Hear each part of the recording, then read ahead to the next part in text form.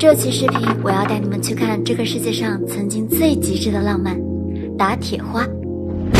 将1600度的铁水打向高空，化为漫天华彩，遍地生津。这项千年绝技因为太过危险，现在会的人不多了。不过我找到了杨建军老师，他是国家级非遗雀山打铁花的代表性传承人。老师，这次我来就是想跟你们学打铁花。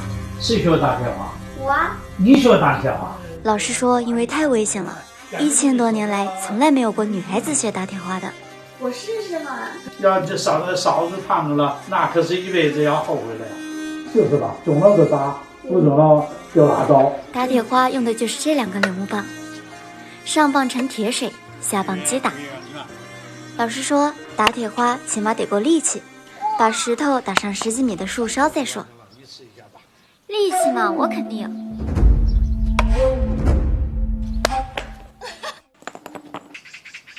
怪不得没有女孩子学，我又试了半天，发现力量的差距实在难以弥补。好在老师非常细心地教我，最省力的方法就是下棒正好击打在上棒凹槽的正下方，这样力透时快，打得又高又直。不过即便是能把石头打上天空，也仅仅是勉强有了学习的资格。接下来还需要进行精准度练习，打沙。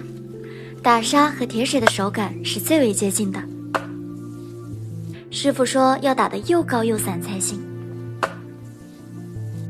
不过我发现越是用尽全力，准头也就越差，而1600度的铁水容不得一点点失误。想要兼具力度和精准，无他，唯手熟耳，只能靠长时间的重复练习，让手形成肌肉记忆。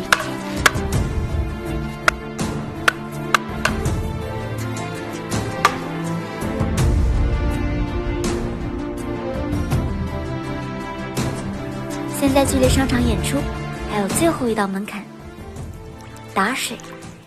停。这一步练习者需赤膊上阵，去感受水落在身上的感觉。血肉之躯，芝麻大的铁水落在身上都会烫伤起泡，必须打出蒙蒙细雨的效果才行。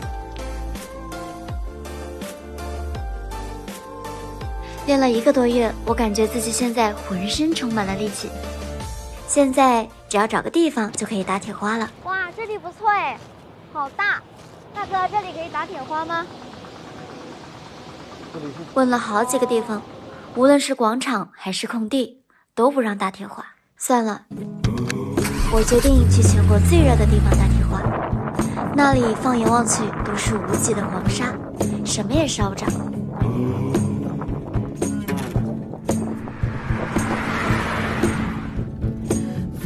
这里不愧是最热的地方啊！在这里就可以毫无顾忌地体验1000年前的极致浪漫了。雀山打铁花还需要一个柳枝花棚，在古代铁匠是和道士一起打铁花的，祈求国泰民安、五虎丰登。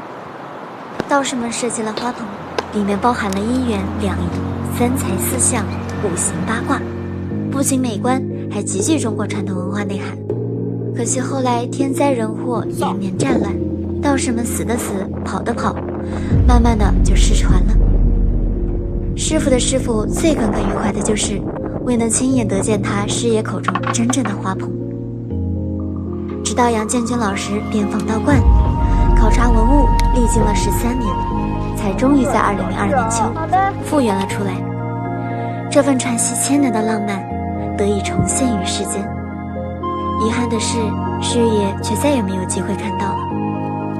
柳木棒需要现场准备的，新鲜的柳木才有弹性，并且含水分，盛放1600度的铁水也不易烧穿。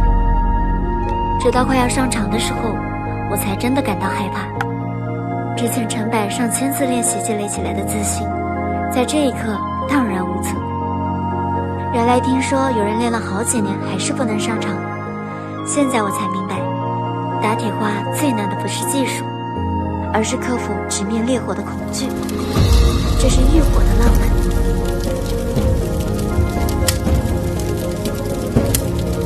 打铁花古代并非贵族的专属，民间逢年过节都会打铁花，驱邪纳吉，祈求福泽。